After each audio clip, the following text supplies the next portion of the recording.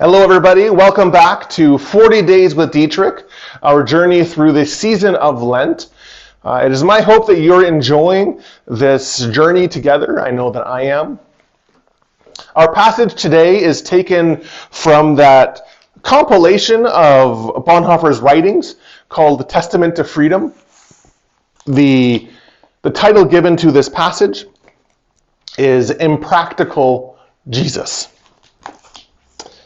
Bonhoeffer writes, "How then can the precept of Jesus be justified in the light of experience? It is obvious that weakness and defenselessness only invite aggression. Is then the demand of Jesus nothing but an impractical ideal? Does he refuse to face up to realities, or shall we say, to the sin of the world? There may, of course, be a legitimate place for such an ideal in the life of the Christian community. But in the outside world, such an ideal appears to wear the blinkers of perfectionism and to take no account of sin. Living as we do in a world of sin and evil, we can have no truck with anything as impractical as that."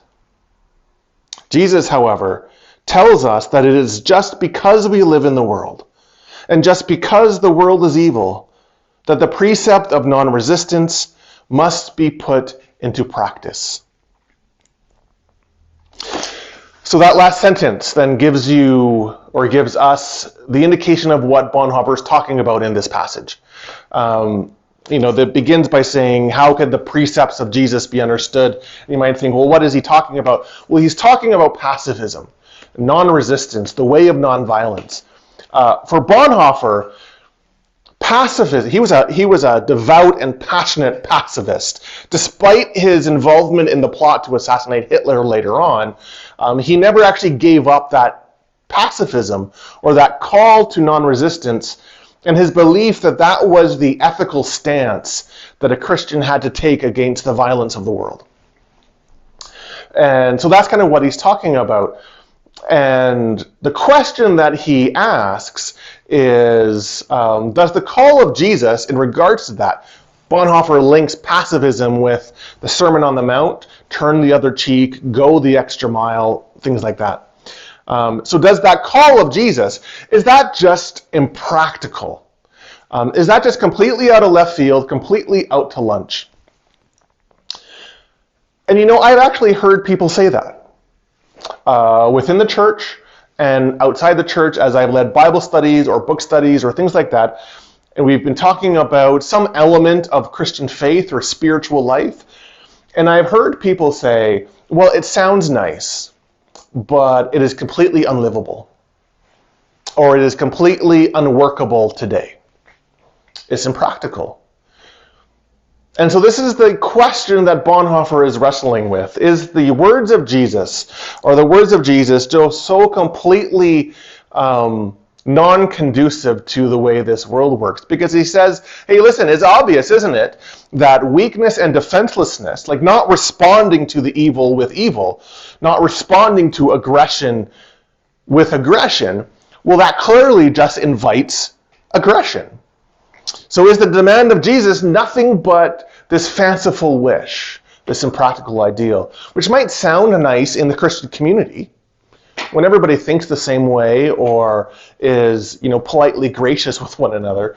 But as soon as we enter into the world outside of the Christian community, a world that Bonhoeffer here, and again, he's writing in the midst of Nazi Germany, which is, overrun with hurt and suffering and evil and tyranny, how is this at all possible? How is this at all practical for Christian people to live?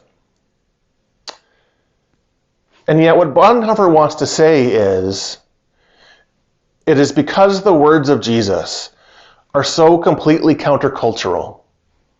It's because of that they hold profound power for transformation. Right? It's because the call to turn the other cheek, it's because the call to forgiveness is so completely contrary to the way the world around us works, that it highlights the emptiness of that way. turning the other cheek, he says in later places, it highlights the emptiness of that of evil, and in doing so, it dethrones the tyranny. And so the call of Jesus is always a challenge for us because it stands in opposition with the way of life that this world often runs. So what Bonhoeffer says is, this challenging call to Jesus to forgive, to love our enemies, to be at peace with people, to turn the other cheek, or whatever it might be. It's not that Jesus is unaware of what the world is like. He's actually deeply aware of what the world is like. And because he is aware of what the world is like, it is because we are called to minister and to be the presence of Christ within this world that the challenge is to, as much as we can, live out the words of Jesus. Now again, Bonhoeffer is talking about pacifism here, but I think it's a little bit larger. We can talk about forgiveness, we can talk about loving our enemies, we can talk about the call to pray and never give up. All of those calls at different moments of our lives can be challenging. And Lent is a time where we look at the calls of Jesus and where they challenge us, where they push us past our comfort zones. And so instead of thinking once we enter into those uncomfortable places, instead of thinking, well, this is just impractical, maybe we sit with it just a little bit. And we recognize that it is because Jesus is speaking from outside the systems of this world that word can challenge us. But it's precisely that challenge that brings transformation. God bless you as you journey through your season of Lent, and I look forward to seeing you tomorrow.